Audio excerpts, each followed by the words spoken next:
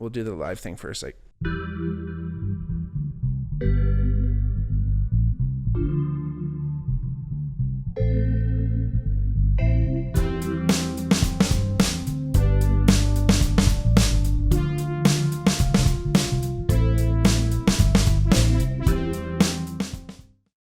hey everybody, welcome back to the Bigmark podcast. That's me, your host, Bigmark.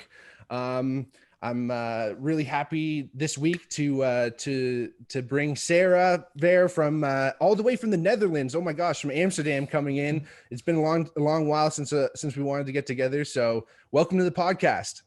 Oh, thank you so much, Mark. It's a pleasure to be here. I'm really Absolutely. excited. Oh, that's awesome. I mean, so right now it's like 11 o'clock here in Ontario, and we're obviously what's like 6 hour difference. Mm-hmm. But yeah, it's nice that we were able to kind of figure that out and find a time that worked. And it's always, we all have such busy schedules now, and especially with everything going on. I know your country's kind of like opening up. Like it's basically what's happening over in the Netherlands right now. Yeah, unfortunately, actually, we're not open. No, what happened? No. So, well, we've been in lockdown since November, Okay. but they actually put us in a curfew the last 2 months. Oh my And gosh, really? every weekend there's just riots. Just Really? yeah, people are not happy. But Oh at the my same gosh. time, I find it really funny in the Netherlands. Like there's a ton of rules, Right. but no one follows them. Okay. Right? Okay.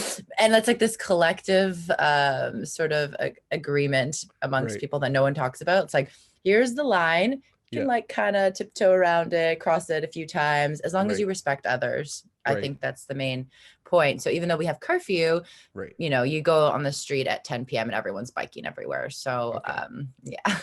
That's like, I was wondering, because I have some friends in Utrecht and stuff as well. And they're kind of also just like, there's inklings that things are still happening, but yeah, I guess it's almost kind of like the cannabis rules too, right? It's technically like you can't actually like sell it, right? But there's the shops that have it, and like you're kind of allowed to possess it, right? Yeah. It's totally legal to possess. I think Okay. up to 5 grand. I think you can still sell it. Okay. It's one of those nuanced rules, but yeah, Yeah. you're totally right. It is almost like with everything. Mm-hmm. Everything in the Netherlands is sort of like this, and yeah, even with their like harder drugs, for example, Right. everyone sort of turns a blind eye, and they're actually trying to legalize, I think MDMA here. Okay. And they have test centers for people. So, like they say no drugs at the festival, but then they have a test center right next to it, Right, for sure. But at the same time, like if people are going to be doing these things, you might Mm-hmm. as well make sure they're safe. So Absolutely. they've sort of figured that out in some ways. That's such a smart thing. I mean, I feel I have visited Amsterdam before. I only spent a few days there, but just the general feeling again is kind of like the government and the people have a very different relationship than it is here. I mean, I think that's kind of generally in Europe anyway. They've been around for so much longer. They've had history of civil, uprisings and things like that. So it's in their collective memory and everything. And I think that again, even like, I've been watching the Canadians and everything, and have you? yeah, absolutely. Everyone check that out. Everyone's listening, watching, check that out. It's super cool. You guys are talking about the interesting things again that the Dutch people do. And I thought it was super interesting again that, even like you had to have like a sex buddy.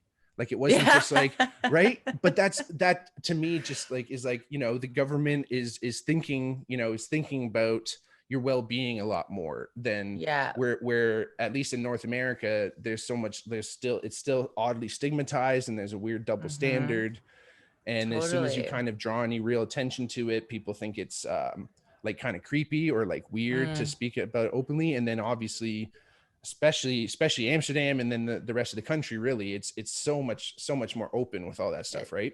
Yeah, very open. I think people here talk about sex very openly. Sure. And it's not a taboo thing, Right. but it's still respected at the same time. Absolutely. But it's really refreshing actually, because it's not something that you have to hide. You know, your Right. sexuality isn't something you to be ashamed about, Hmm. which is quite nice actually. And yeah, the Sure. government does take into account these practicalities. The Dutch are very practical people, like For super sure. pragmatic, practical people, and so of course Right. they know that their people want to have physical touch during the lockdown. So how do Oh my we gosh. help? How do we advise them properly on this? I guess Right. it's interesting. Yeah, but it Well, is quite funny. The yeah. city here also, um, like for example, we're in the lockdown curfews and Hmm. whatnot.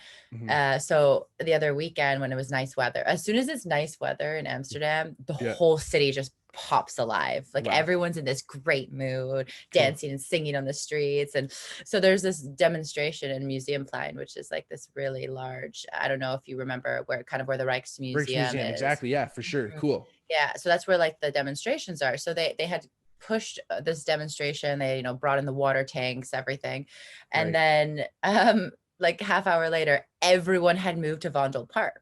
Okay. So you go to Vondel Park and Yeah. there's over 20,000 people there, and it felt like a it was like a festival. There was like Yeah. smoke in the air, people are dancing and partying, and this happened for like 3 consecutive days during nice weather, and the police didn't really do anything. But although now after they've sort of let everyone have their little fun, now they're closing entrances to the park. For sure. Oh my gosh. Yeah. But that's the thing. Like I feel even, and that's what we mentioned before, people are going to come out. Like you can't just say, hey, you're not allowed to do what you want to do. And it's just going to fly easily. Like, I mean, Mm. there's been, as we know, like kind of small demonstrations here or like little Yeah. riot kind of things, but they Yeah. get kind of squashed. And then there's a lot of like people who are taking the kind of extreme, like super anti-mask, doesn't exist, this and Mm. that. And those are the people that are actually out doing everything. Yeah. And I think again, just kind of speaks to our relationship with our government over here still is Mm. yeah, So we want different. them right. And there's still some people that are going, I don't want to follow any of these rules. And then there's some people that are following them to an absolute T and maybe even going Mm. past, right. And being really, again, that's that isolation thing, right? It gets back to, Yeah. again, without people thinking ahead, hey, we're going to need to actually have some type of physical touch, like we're going to have this mental health crisis on our hands because people Yeah. are so isolated. Like you think about, again, the people who living on their own in a small apartment like in Toronto or something, and they were a server and they haven't been working and they've just been getting the serb and just chilling Yeah. as best they could. Yeah. And if they've been really following the rules, they haven't really seen anybody for a while. Yeah, And absolutely. I mean, I was in that situation back in Toronto. I was sure. working in hospitality in an apartment in Toronto, and I just moved back home with my parents during that Sure. time, and I already had Amsterdam on my mind. Like I was Okay. already aiming to go there, but I have to say, I did notice a huge difference in the way we as a society in Canada or in Mm-hmm. Toronto Mm-hmm. and neighboring areas Yep. have responded to and dealt with the crisis versus the mentality here. Mm-hmm. There was a huge shift. I think people are very skeptical here, but not in this sort of anti anything way. It's just Right. more like, well, this is what they're just reasonable. They're Mm-hmm. taking in all Mm-hmm. sides and Sure. not just fixating on one side and then getting mad at the other for having an opposite opinion. It's Absolutely. so different. And it's very much I want to say like easygoing. People are like much more chill about it here. No one's talking about it all the time. It's not Right on. like, you know, uh, in the frame. The mood is still high. People are out in the city and like in a Nice. good vibe. So I did feel that energy shift coming here. And Very I don't cool. know if that's just maybe the media where we are actually. Maybe it's like more this fear mongering media, I Oh my think. gosh, for sure. Yeah. Yeah. Yeah, like I think that's what you get that polarity here so much more, where I think people are they just want to take sides immediately, right? They just think Yeah. if you're thinking this one way, I'm going to assume all these other things about you. And just if meanwhile, I've said this before on the podcast a bunch of times, but 98% we agree on everything else. It's just that one small little thing. And Yeah. that just because we all have different mindsets, we all have different Yeah. experiences, and we all work from it. And I find, again, obviously my short time in the Netherlands, but just in Europe, we kind of did, I kind of did like a little bit of a Eastern European tour. Oh, Just how generally nice. speaking, yeah, it was like Amsterdam, Berlin, Warsaw, and it Oh, was interesting. amazing. Berlin, Warsaw, interesting juxtaposition, I have to admit, right after. And Yeah. some people were like, "Why are you doing that trip?" kind of thing, right? It's like, why are you Yeah. coming, right? But really cool. Again, learned a lot, but just the general feel of everyone, it's kind of more of this accepting notion of, yeah, some people are different, and we're not going to Mm. try and change them per se. Yeah. We're gonna allow them Just to live. do their thing, right? Exactly. And then everyone else, yeah, hopefully the majority of people at least follow the rules. But Yeah. they're not living in this weird ideal where it's like, once everyone follows the rules, it's going to be okay. Right? Yeah. It's like, that's never going to happen, right? So Yeah. it's just Yeah. highlighted so much with everything that's going on here, Yeah. with the pandemic and everything. But what brought you to, like you said, you kind of had Amsterdam on the brain before, like Yeah. what was your plan? Well, actually, so I mean, I fell in love with Amsterdam the first time, I think maybe 5 or 6 years ago when I was doing more like a Euro trip. Cool. And then, yeah. And, I fell in love with Europe in general, the mentality, the lifestyle. I felt more like at home, more like I belonging here, I guess. And Okay. so I decided to move to Spain a couple of years ago. And that was more of like a lifelong sort of, I always had this ideal that I was going to speak Spanish and just dance to Spanish music and, Very nice. just And wanted to immerse in the just culture. become the dancing emoji. Just have the Exactly, picture of right? Sarah instead. Yeah.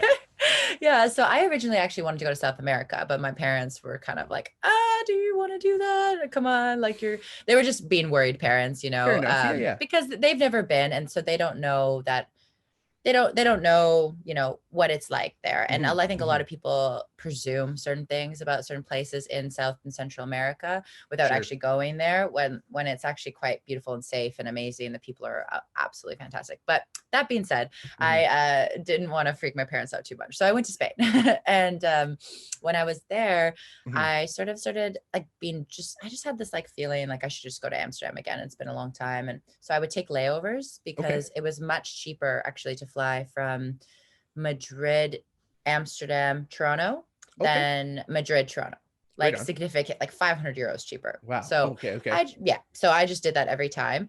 And my layovers went from like 2-3 days to like a week to like, oh shit, I never want to leave. Wow. And so yeah. And at that point, I was finishing up living in Spain, Mm-hmm. and I did some traveling after that in South America, Central America. And in this time, I was really thinking to myself, I kept thinking, I had Amsterdam in the back of my mind.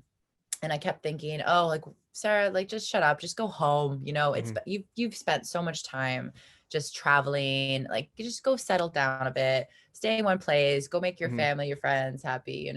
Right. And so I was struggling with this a bit. And then I remember the day when I was in Colombia and I asked for a sign, I'm like, come on, just give me a sign. Why Amsterdam? Why is it Amsterdam? Like, should I go? Should I really go? Or should I just go home? Yep. Is this just like another like wanderlust thing?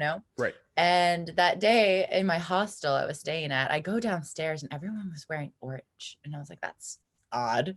Everyone was like super tall and kind of blonde, like Right. super weird. Like I'm in Colombia, Mm-hmm. And then I realized I was stepping into a King's Day party, which Oh, is no like way. their big celebration here. Yeah, their national, like the biggest celebration. Oh, And no it was a way. King's Day party with over like 100 Dutch people. Wow. And I think that was just my sign. I was like, well, it's Oh done my now. gosh. Oh, that's so cool. Yeah. And then, yeah. So then eventually I had it on my brain, and Yeah. I kept visiting back and forth and just trying to like see if do I really want this? Like, Mm-hmm. like picture myself living there. And then it sort of started to line up with, at the same time I was sort of going through, I guess, a change in my frame of what I want to do with my life, and, what my purpose is here. Mm-hmm. And, so I think going down that path really also led me here because, as you know, I work with psychedelics. Sure. And here in the Netherlands is actually like the biggest point in like HubSpot, I guess, in Europe For for sure. psychedelic therapy. Very cool. Yeah, because it's legal here. And Right. so there's a lot of retreat centers here. And so I just came with the intention of learning as much as I could about this industry, Hmm. finding healers, finding retreat Right. centers, and just becoming one myself. So I'm on that Cool. process now. Oh, that's amazing. Yeah. That's so beautiful. I mean, I think that, you know, it's really interesting. You kind of had those intuitive feelings that you kind of wanted to go, and Mm, then you really asked for that sign. You saw something, and you know, it's interesting how much, you know, we kind of go. I just read Malcolm Gladwell's book Blink. I don't know if you've ever read that no, one. I haven't. Really interesting. It's all about kind of like I think the subtitle is like the power of the subconscious or something. Anyway, it's Ah, okay. basically like, and it starts with a story about Mm, this ancient Greek statue that this museum was about to purchase. Usually this type of statue, when it was found, was like really beat up. They never really found like a lot of like complete statues because they're from, you know, 500 BC Greece. Like they're very old. mm, But this one statue showed up and it was like almost in mint condition. And mm. every expert they brought, I think it was the Getty Museum. Anyway, they took it on loan, and every expert that got to look at it was kind of like, it looks real, it kind of makes sense, but there's something wrong with it. So everyone kind of Mm. passed it as real, but there was still something wrong by the end of it. They kind of go through the book. Small spoiler alert on the book. They end up finding that it's just like this backstory that Malcolm Gladwell puts in the book. Really cool. But they end up finding out that it was fake. Oh, it was wow. just it was just mined from like a similar quarry, and it's just kind of, the whole book goes into, based off that story, like when you walk into a room and you see and you feel the energy or whatever you even want to Mm, call it, your subconscious is actually very good at detecting that. And a lot of yeah. people don't really make decisions based on that, right? Because Yeah. they then start thinking essentially and overthink most of the time. But at least just that conscious mind then comes in, and Yeah. then it starts to kind of, if things aren't always set up right, the conscious mind can tend to potentially lead you down the wrong path if you're not really in Absolutely. tune with it, right? Yeah. So that was kind of that book that kind of, you know, reminded me of that whole idea of just Oh. like, you know, go, it's essentially like kind of going with your gut in a certain way, Yeah. right? And you know, Absolutely. as we know, we have, you know, was it 70% of our serotonin is produced in the gut? Like most of Mm, our, you know, the quote unquote happiness like molecule is actually created in the gut and then is sent to the brain. So yeah. there is a relationship with the gut. And then, so they say, what, there's three brains. You have your gut, your heart, and your actual like central nervous system, right? Yeah. Yeah. So Yeah. because there's more neurons that go from the heart to the brain than the other way around. So Wow. that's why a lot of like ancient art and ancient symbolism is like around the heart. Like a lot of Christianity symbolism, there's the Sacred Heart idea, Mm, and the heart. That whole idea comes from the fact that we can actually gain a lot of information from that kind of more intuitive sense, which is super yeah. cool. Super interesting. Well, Mm-hmm. there's like a couple of things you said there that really like I think are super interesting. And Mm-hmm. the first being, the intuition. I think that the sense that we all have, not only it's not even about there's two steps. I think Mm-hmm. there's training yourself to recognize when it's present, Mm-hmm. and then there's actually consciously listening to it. And I think both of those skills like need to be learned and practiced, because I Mm-hmm. think in our society we're pretty much told not to listen to these things. We're sort of made to think with this analytical brain and Mm-hmm. to ignore these synchronicities, these emotional feelings, like really somatic feelings, right? We're Totally. told to look externally for the answers. Mm-hmm. What do you want? Oh, let me ask this person. Let me check here. Let me Google. Let me do this. Sure. Whereas, I think that, and I think a lot of cultures and um, people who are in this realm feel where what turning inward and really asking inward. So if you have Mm-hmm. something on your mind, if you have an issue, a problem, or just anything really, if you Mm-hmm. if you just sit with it inside and ask the answers inside, it is like a feeling, right? Sure. It's a undoubtedly noticeable good feeling. And when you're in that Mm-hmm. flow state and Yeah, you know what you're doing is what you need to be doing, things come naturally. You absolutely. feel like this whole other being. And I Mhm. think it's so beautiful to watch people get in touch with their intuition again. And I could imagine for sure. yeah, and I think, you know, also what you said about the gut, Hmm. huge. I Hmm. was reading somewhere that, you know, like the gut biome actually like can significantly influence your personality and your Big time, mood and for sure. everything. It's wild. It's like your second brain. But I didn't know what you said about the heart. That was really Yeah. interesting, I think, as well. Yeah, I remember reading that there's so many neurons that actually innervate to the brain, right? Because Mm, we have two types of neurons that go from efferent and afferent. One goes from the brain to the body, and one goes mm, from the body to the brain, right? So mm. there's many systems in the body. There's like your eye has these different neurons that go back and forth. So there's Yeah. actually lots of information, not just going from your eye to your brain, but the other way as well.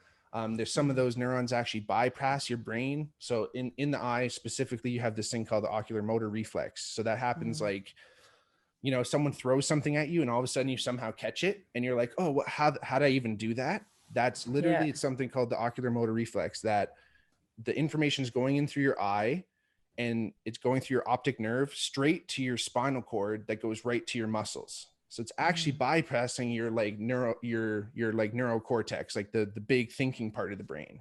And it's going Wow. right to the spinal cord that, and the cerebellum that has like motor control, but it's bypassing the conscious mind, right? Yeah. And I think, what you mentioned too, is that people are don't turn inward, and then they Mm. feel, I think people are so much more cut off from their body too, even if they're not Yeah. doing any like physical type of exercise or activity, because Yeah. that strengthens that bond huge.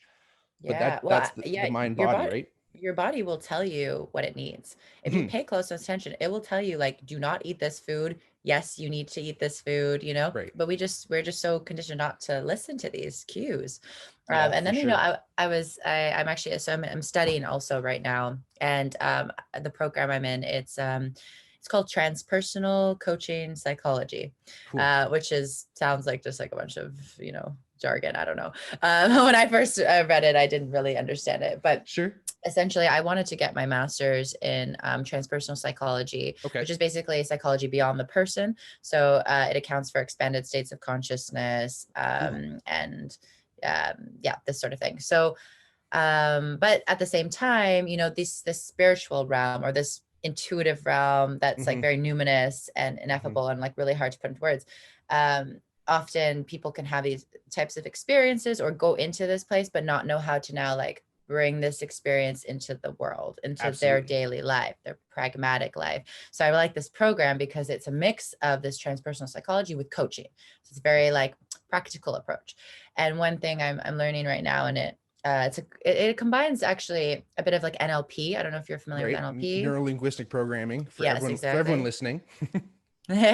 um, neuro linguistic programming, yes, and mindfulness techniques, and something Cool. they call open awareness, which is or peripheral awareness, Very which is cool. essentially being aware of pretty much your entire periphery, Yep.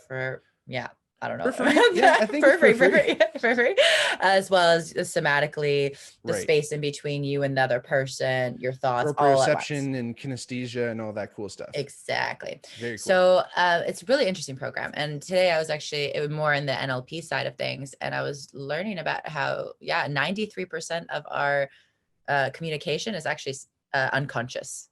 For And sure. 58%, I think it was, is Yeah. completely subconscious. Oh my So gosh, sure. you know, you're communicating with people and Hmm. picking up cues and giving off cues at a subconscious level. Absolutely. So that intuition is like a real thing in that sense, you know, where Yeah. yeah. Absolutely. That heart, I don't know if you've heard of Heart Math in the Institute in I think it's in Massachusetts, it's in the States somewhere, but Mm, they have been doing so, back to that whole heart idea. They mm, have actually been doing like scientific studies, like noetic science on mm, that relationship between, there is a part of our brain that, it's tough with, it's tough with the Zoom, right? Like it's great, we're almost mm, there, but if we were in the same room, my heart, every time it beats, gives off a small magnetic pulse, right? It's mhm, because there's electricity flowing through it. That's just what happens physically. so that magnetic pulse then goes out into the universe, technically into space, Yeah. and your body will actually, your brain will actually pick that up somehow.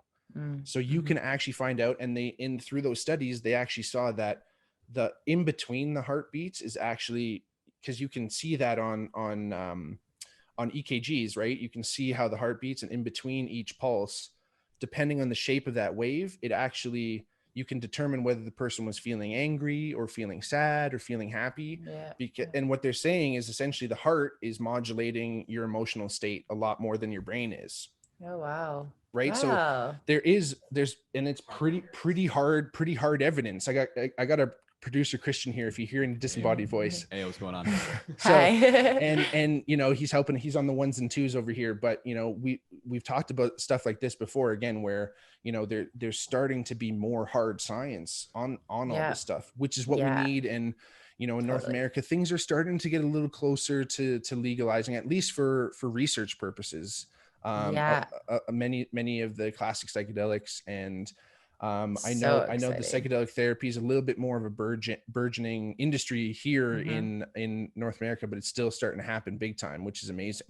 Yeah, I know that they're doing a lot of clinical trials. You know, sometimes at work we speak with people who are more on the clinical side of the business, and they're all actually using like synthetic psilocybin trials as well, which, I mean, it's great. Every progression in this field, I'm excited about. But at the same time, you know, to me, there's something about synthetic psilocybin that, are you taking now like the spirit and the consciousness of this this plant out of the experience? You know, I feel like it might not be, well, I guess we'll all see, but there's also an aspect, I think, in the clinical side where I've noticed is a lot of these clinicians now and these investors in big sort of like the pharmaceutical side of psychedelics, they don't get the spiritual side.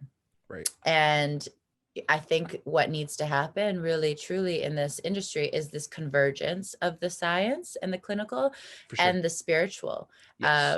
Because if you've done psychedelics, I'm sure, like plant medicine psychedelics, I'm speaking, maybe not LSD, but you know, it's quite spiritual experience. And I think to take that out and to not even talk about it in a clinical sense is you're missing like a huge element in people's healing. And that's where I think that's kind of the unfortunate, the scaffolding, if you will, of science, right? Where they need to, it's very reductionist. It's very, you know, where you're bringing it down to the lowest element, where you're going to have to create these synthetic analogs that you can say, hey, this is going to be the same every time, no matter what. Where unfortunately the natural state of things, you know, where they're for psilocybin, where there are more stems, where there are more caps, like there's a lot of different variables where it's harder to, in a clinical scientific sense, really break down those variables and control them, right? Which is, it's funny, it's all about controlling it, right? Well, that's where it's just not going to be congruent. No, I mean, we're trying to adopt something in a Western medical system that just doesn't work. So either we like we mesh and we co-create something, or we come up with like an entirely new system. And that is what probably will happen in more like Asia, I think, because they're already into this sort of Eastern medicine. So there's a whole different framework that can be set up, and then nothing's happening out there right now. I know the company I'm working for, Jonathan, who's the founder of the company I'm working for, he's in Thailand, and he's working on getting, you know, pushing for legalization now of these plant medicines in Laos and Cambodia with the governments. Very cool. And that would be like the first place in Asia where this would be legal, because it's much more stigmatized over on this side, that side of the world. Mental health in general is stigmatized a lot more. I think people don't really talk about it.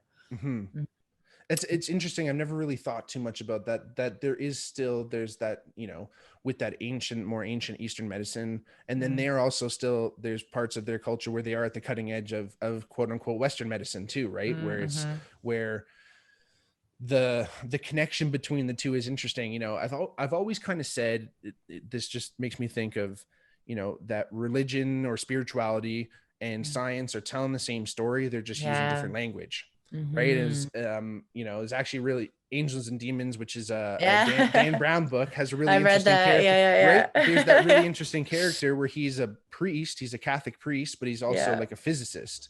Yeah, And yeah, he's yeah. and I always thought that that was a really interesting character where it's like they're trying to, because there is a gap. I think There's a huge once gap. there's Yeah. always, we're going to come to that one point where there will be this gap, and maybe that requires that leap of faith. That's the Mm. gap that you actually have to jump over. Yeah. Yeah, But yeah, that's the thing, is that I think for so long now, a long, like thousands of years technically, there's been like a kind of contention between religion and or spirituality more so, and science in general, yeah. Yeah, yeah, where they're on different sides, but they again, I think that they're telling the same story, which yeah. is I hopefully we're getting closer to that. I totally agree with you. I've really always had this view, like, why can't we converge the two? Because, without one, Mm-hmm. there isn't the other. I don't know. And that's my perspective. But, Right. and even, with more and more coming out on quantum mechanics and quantum physics, I mean, okay, I'm not going to talk about that because does anyone really understand it? Oh yeah, no But way. when I do try to understand it, Mm-hmm. I see how it fits in perfectly with my spiritual worldview. Right. And I'm meeting more and more people who are taking this approach, and more people who maybe were raised super religious like myself. Mm-hmm. Well, Mm-hmm. okay, not super religious. I went to Catholic school. Same. Uh, yeah, but like I mean, I don't know about you, but I never connected with the religion. But there were truths Mm-hmm. and meanings that I found in what I was being taught that I've Mm-hmm. now applied to my own spiritual views. And they go Right. quite well also with the scientific. It's all sort of like, and it's all in all religions, right? Right. It's like these Absolutely. universal truths that keep Right. popping up. For And I sure. think taking the religious narrative and controlling and guilt and shaming kind of thing from, like, let's say a Catholic religion out of the picture, Yes. now people are, I think, more open to the Mm-hmm. spiritual side of things, Sure.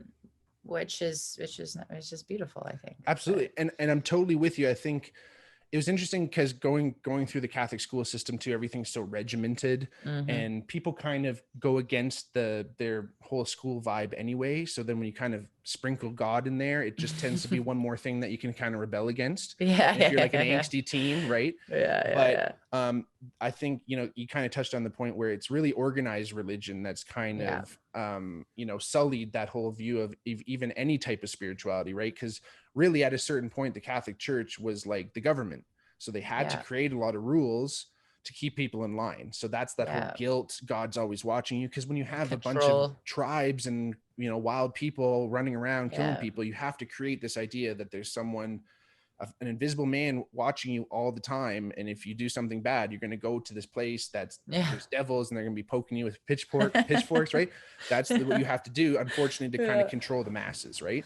yeah, But that has just continued to perpetuate even into the modern Catholicism, and other main organized religions are in the same boat, where they have yeah. these ancient ideas that haven't been changed because it's supposed to be sacred. Hmm. Yeah, um and now it's just like, now where can you go, because you set yourself up to not change and be like, we're right yeah, all the time, this is the word of God is true. Now yeah, you can't even be open to some of these new ideas, where that's where science is a little bit more, can be a little bit more at least attractive, is the fact that no one's really saying this is it. yeah, Science has that built-in idea of like hypothesis. Oh, is this yeah, yeah, true? Maybe not. I think this might happen. If it doesn't, now I know, because I've experimented and then tried to recreate the yeah. experiment over and over, right? And I can prove it wrong, probably, Right, which in the has its future. merits, and then at the same Yeah, time it can be yeah, false too, because if the instrument isn't precise enough, we're yeah, missing a lot, right? Because even yeah, even the human experience, right, as we know, is very, very limited. It's like yeah, our like what we can hear is a very yeah, small portion of the sound wave. What we can see is a very small portion of the spectrum of yeah. light that exists. And I think that psychedelics can kind of open that idea, and at Oh, least yeah, widen that perspective, where you realize, hey, this isn't everything.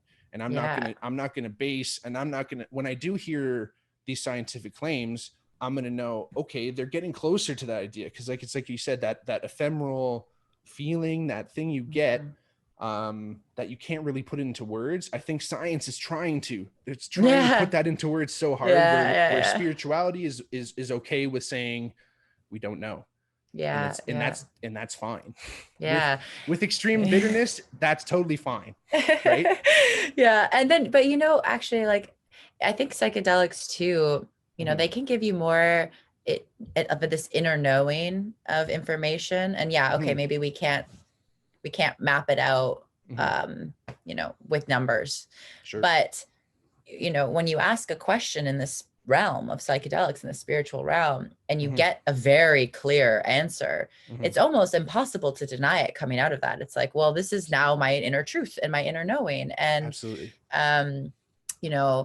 I think even just, looking at it, I'm fascinated by both sides of psychedelics. I'm fascinated by that side, that spiritual side. And sometimes the spiritual side actually can give you information about the science side. Absolutely. Like direct information, like this is how this works. Then you go and you test it out. You're like, this is exactly how this works. This is how energy healing works. This is how, these things function. And then, looking at the science side, oh my gosh, just watching the way, looking at the studies of what's happening to the brain on psychedelics is fascinating. I mean, I've written about this. I don't know if you've seen some of the posts I've made about this, but with the default mode network just shutting off, and these parts of your brain that are talking that have never spoken before, it's incredible stuff. And then, but it's so powerful, and that's what I've realized in this work. The biggest thing I've learned from this is psychedelics are not a joke.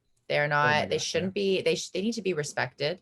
Yes. And there's a lot of work that needs to go into preparing for like a high dose ceremony or an ayahuasca ceremony, let's say. Absolutely. And then integrating, because now you have all these like new neural connections, and they want to be stimulated. Like they want your brain wants to keep using them. But if you don't do the work after, then those benefits are out the door, and you're just going to go back to your same behaviors, thought patterns, limiting beliefs right after. Exactly. So it really is like you're just rewiring your brain. There's actually a great book I read on this. I think it's called How to Change Your Mind, Michael Pollan.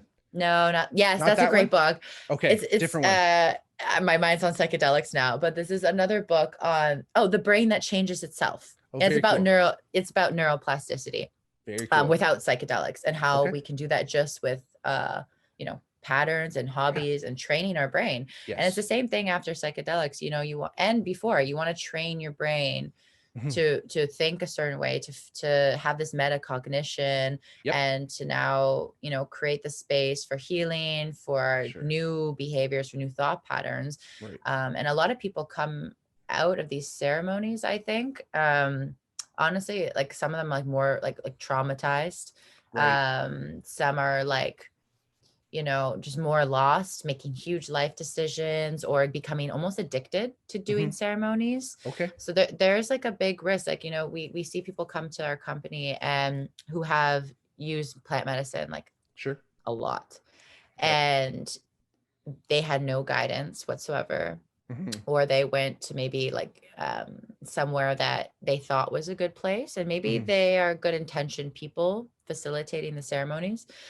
There's a ton of people doing this work out there now, especially because it's more popular, and the quality of the work is just not there, and the healers are not the amount of people who want to be doing this, and the amount of people who are experts and have the right training to really like help people is so low that people are just hopping in a plane, going to Costa Rica in the Amazon jungle with like a random shaman, and coming out traumatized, or coming out with like a boatload of problems that they never had before. Or there's also the issue of like sexual abuse by shamans. That's a big thing. Actually, one company that we almost made the mistake of working with, a lady just came out and just gave a huge video on Facebook Live or something about how she was sexually abused at her retreat.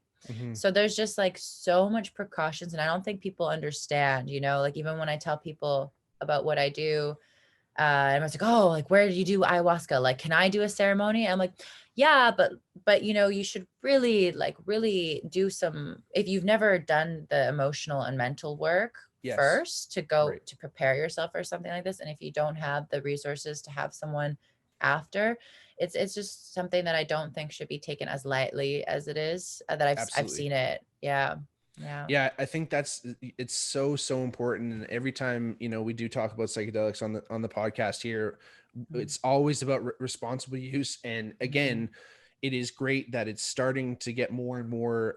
There's more and more therapists Yeah. becoming, these qualified guides, because Mm-hmm. it can be so powerful, especially these higher doses, right? It can be so powerful that, number one, the actual experience can be so intense that Yeah. if you have someone there to help you through that experience, it can be a lot easier. And then Sure. again, what you're studying too is that integration process Yeah. is so important. But even before that, the prehab, the Yeah. thinking of going into it without any kind of psychedelics, starting maybe mindfulness techniques, Yeah. meditation techniques, where you're just going in. Maybe there have been thoughts that you haven't really thought about in a while. There's things, Yeah.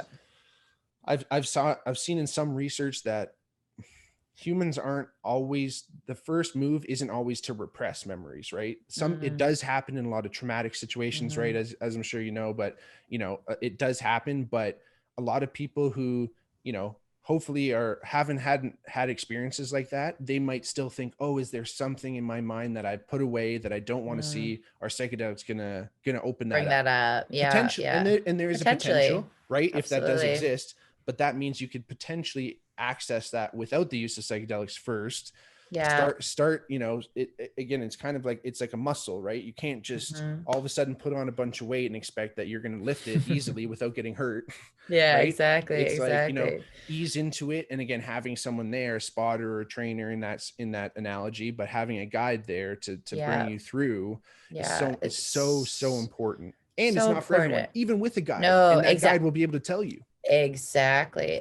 Like there's so much work I think that should be done before you go in, because if you go in not being aware of like Hmm. the self-talk that you have in your head, Hmm. the limiting beliefs that you have, Right. the emotions that you're not able to process or Totally. comprehend or whatever it is, this type of work, personal development work, can make a huge difference going into a Absolutely. ceremony. Because if you go into a ceremony without doing any of that, what's Mhm. going to happen is you're going to go to the ceremony and all that shit's just going to come up and you're going to Right. have to deal with that, Sure. Whereas Yeah. if you work on letting that go before, and Hmm. you work on becoming aware, shifting your thought pattern, and then you can actually have way more control going into there. Hmm. And if you go in with like a clear intention, Yeah. and you do the work before to like really get into this state of mind, like the plants are going to answer. They'll give you, Hmm. you're going to get so much more out of it. And even as I'm saying this, it's hilarious. Like I almost thought I was immune to this somehow, because Hmm. I've had I've had psychedelics a couple of times with friends, this Sure. sorts of thing. Right. But I had my first high dose mushroom ceremony last Okay. year, and my Okay. first ayahuasca ceremony this Cool. year. Okay. And my psilocybin journey was like absolutely divine, Mhm. like the unlimited, unboundless love and joy and infinite, Yes. and seeing all the dimensions and the universes, and meeting what I thought was God, I guess. And Amazing. I mean, just past lives, and just like the most anything I could have asked for from a psychedelic journey, I got on that trip. Tremendous. Amazing. So into the ayahuasca ceremony, I so naively went in thinking, oh, I'm just going to get another one of those. Maybe I'm going to meet more entities and they're going to tell me how to energy heal and how to do this and that. It's really optimistic. And even though I'm sitting here working with people who do this work every day, so I should have known better, but I went into the ceremony, and thank goodness I do have a lot of support. So Yes. it wasn't as bad as it's going to sound, but I went into traumas, really, like not even just my trauma, like ancestral trauma, Wow. which was so heavy. Like I I'm still, it's been 2 months now, and I'm Hmm. still integrating the process, and I'm still trying to figure out how to fit this you know, into my life and Sure. what that means for me. But there's a lot of like traumas that are passed on intergenerationally, Oh my gosh, sure. or your own traumas that are now Right. even in your body. Like, and I Yes. didn't understand this because in my, like in my head, the thing that I went through, Mm-hmm. I dealt with it. I processed it. You know, wasn't even Sure. afraid of it coming up because I was like, Sure. this, I'm aware of this. I Right. know that this happened. And Right. then here I am in the ceremony having the hardest, most mentally challenging experience of my life for Mm-hmm. 9 hours, Wow. like just crying and like expelling toxic energy from my body Sure. and going through this process. And that's not something that like everyone should, I think, is ready for, or, No. you know, should do alone or in the wrong Right. Oh my hands, you gosh. know, Sure. Sure. like, and having, you know, the people to like help you make sense of that, and like, what do you do with this information now? Like, Oh, for sure. what happens now? You know, like, how do I heal now? You Mm-hmm. know, Mm-hmm. and it's just it's such powerful stuff. Mm-hmm. And yeah, yeah, it's But this is why crazy. we have to be open with this and talk about that Yeah. too, right? Because I Hmm. think even today, you and I have spoke so highly of the psychedelic experience and what it can do and what the Hmm. possibilities are. I think you and I have been lucky to say that we can come out of that and speak this way, right? Yeah, Like totally. my largest psilocybin experience was unguided, I have to admit, but Yeah, mine I was felt as well.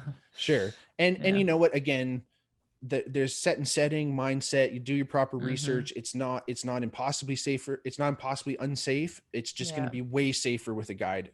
Yeah. Just right. Everyone listening, keep that in mind. But Yeah. you know, after I did it, the experience I took from it was amazing.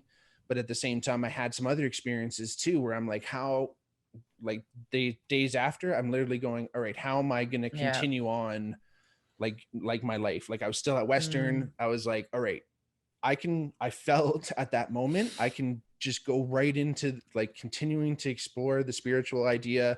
Like even so much so, I would, if someone really asked me, maybe I would have gone to Tibet to become a monk. Like just like it was right. It was like that, or like go back to like life. Like, Yeah, you know what yeah, I mean? Where yeah, I'm yeah. like, there's These so much huge, more. like, huge mindset shifts, huge And all this perspective knowledge, and shifts. Yeah. now I felt like now I have this knowledge, and I'm like, what do I do with it? I'm Yeah, like kind of going yeah, like, what, it's like hot potato. It's like, yeah. or do I take it Yeah. in, get used to it, and say, okay, what from these things can I actually learn and apply to my Yeah, life that's going to make exactly. this reality a little bit better? Because we got to exist. Exactly. We clearly exist in this reality. Exactly.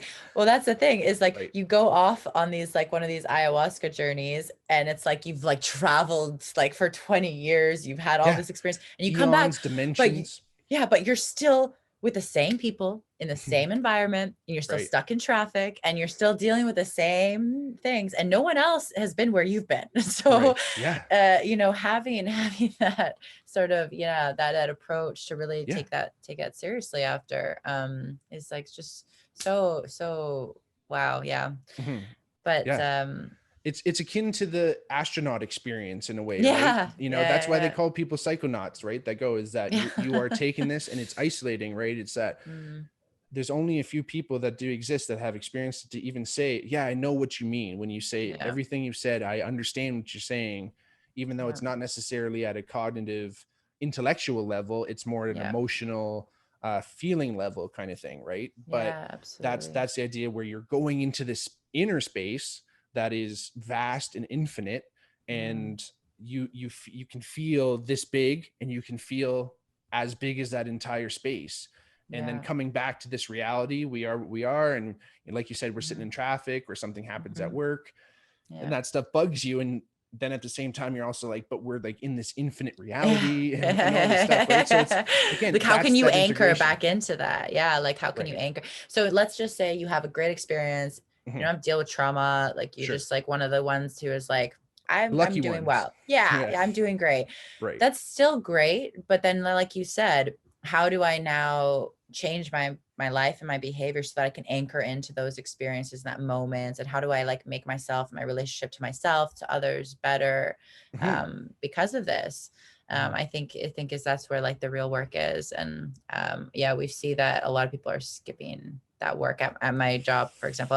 But that's what, that's what the world of psychedelics, though, I get to talk. I love my job so much. I get to talk to people from like who are in this field and who just love it so much. And they just want to help the world. They just want everyone, they want to make everyone good. And I'm meeting so many beautiful coaches and therapists and researchers and doctors. And they all notice this is like a huge gap. Like people are just not, because it's so available, because it's so mainstream, they're really like people, this is a huge problem around the world, is that like there's no preparation integration. And but it's nice to see like a lot of people working towards this and coming together and building communities for even just sharing resources, because not everyone can afford to go to a therapist, not everyone can afford a high-end retreat with the best healers in the world. Like some people are just going to go to the healer down the street in the basement,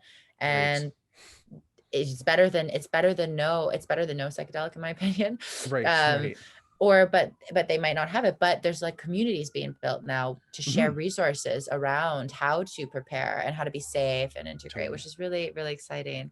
So much research too coming out. I don't know if you've heard, do you know the stoned ape theory? Absolutely, for sure. Yeah. Okay. So actually Harvard should be releasing this year a research study confirming certain aspects of the stoned ape theory, which I'm really excited for. Oh my gosh. So for everyone listening, we've talked about it a little bit on the podcast, but if you're listening for the first time, Terence McKenna came up with this idea of the stoned ape, right? It was mostly Terence's idea, right? And he came up with this idea through the use of psilocybin, that at some point in the evolutionary history of Homo sapiens, when we were still kind of ape-like creatures, whatever that was at that point, we came across psilocybin mushrooms that do grow on cow patties that would have been that our ancestors would have came across as they were kind of walking out of Africa. And as they started eating them, obviously they had the psychedelic experience, and that's potentially the idea behind why our human brain size doubled like within 1 million years or something like that, which is evolutionarily amazing. And then potentially the concept of a higher power, God, right? Yeah. So that's amazing. So Harvard's been working on that, eh? Oh my gosh. So they have information coming out soon. I mean, soon by like this year. It's nice to see so much research coming out of this field now. It's really super exciting. It's a really fun time to be in this realm, because it's just really like blowing up, I think. My gosh, for sure. We're right at the tip of it. And I think one thing that you did mention, though, is that some people are starting to see it as a big, people are capitalizing on it financially. And that's the one sad thing, is that because there is so much potential, and everyone who's been working with these substances realizes that there's amazing potential. Unfortunately, that's going to attract some people into trying to get some monetary gain from that. Well, right? And it's quite dangerous, actually. We're seeing too people, so because like I mean, in like Peru, let's say, or Costa Rica, there's a lot of shamans now who are trying to appeal specifically to the Western market by creating a crazier experience, and now mixing ayahuasca with like psilocybin or with other substances, which is, no, that's like a big no. Like there are certain other medicinal plants that can be used in conjunction. Sure. There's the Master Dieta, which is essentially, indigenous plants that all have their own consciousness, spirits that all do something different. So one's grounding, one's into fear, one's whatever. And they work really well with ayahuasca, let's say. And it's like this whole diet where you can't talk, you can't, be on any sort of media. You have to eat this specific foods, and then you have your ceremonies. But there are certain psychedelics that should not be taken, and it's quite dangerous. But because, the people who just want to make money off of it, like I don't blame them, are like, oh, well, the Westerners want to come down here, spend a bunch of money, and they want a crazy experience. Okay, let's give them whatever they want, And that's where some danger comes in. And then the danger comes in too with people, like you said, wanting to capitalize, who maybe, don't have the best intentions, really. Absolutely. And that's a huge possibility out there.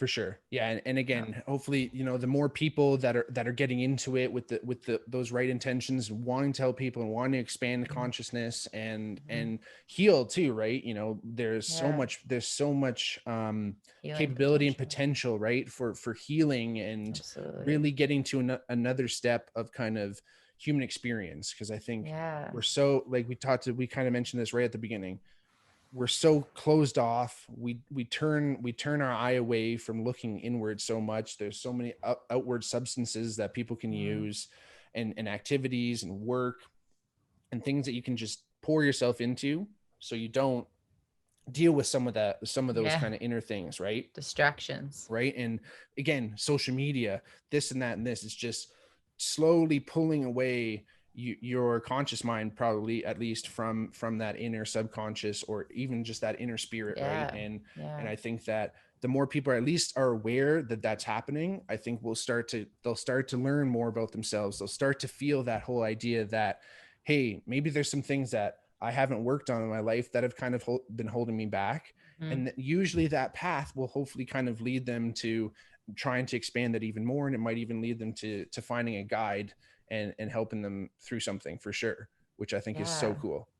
Yeah, I think so too. Yeah, absolutely. Well, Sarah, I know that's kind of a natural, good little place to end. I know you got kind of gonna get out of there, but if you want to get any info, where can people find all your stuff? Yeah, absolutely. Okay. Well, I guess the best place would be to check out the company I work for. It's called Behold Retreats. Okay. And so yeah, it's behold-retreats.com. Okay. We have a lot of information. I write some blogs there. Very cool. It is the company I work for. It's a lot more high-end retreats with like a really intensive coaching program. Excellent. But that's not for everyone. That's a very specific market. You know, we're looking to influence and change the hearts of leaders in the world so that they can change institutions. And it is beautiful, but it doesn't include, you know, like the option for people who don't have that availability. So for people who actually want to know about something a little bit, you know, just if they just want information, you can just find me on, I guess, my Instagram. For sure. Excellent. And we'll post that up everywhere, and everyone can check you out. And thank you so much for all your time today. Thank you. This was wonderful. Really nice talking to you. I'd love to have you back on, and let's keep everyone updated on what's happening in the world of psychedelics, because again, the more we spread this knowledge, I think the better it's going to be for everyone. You know what I'm saying? Absolutely. Yeah, for sure. Wonderful. Oh, so awesome. Nice. Thank you for having me. For sure. Hey, everyone watching, thanks for listening. If you loved listening to the podcast, remember, subscribe, check out the Patreon, patreon.com/thebigmarkpod. We got lots of cool stuff there, book reviews, documentaries, all kinds of good stuff. But again, if you guys want to check out Behold Retreats, it's behold-retreats.com. They're on Instagram as well. Check out Sarah. Thanks for listening. And Sarah, thank you so much again. Thank you. Okay. All right, we'll see you soon. Bye.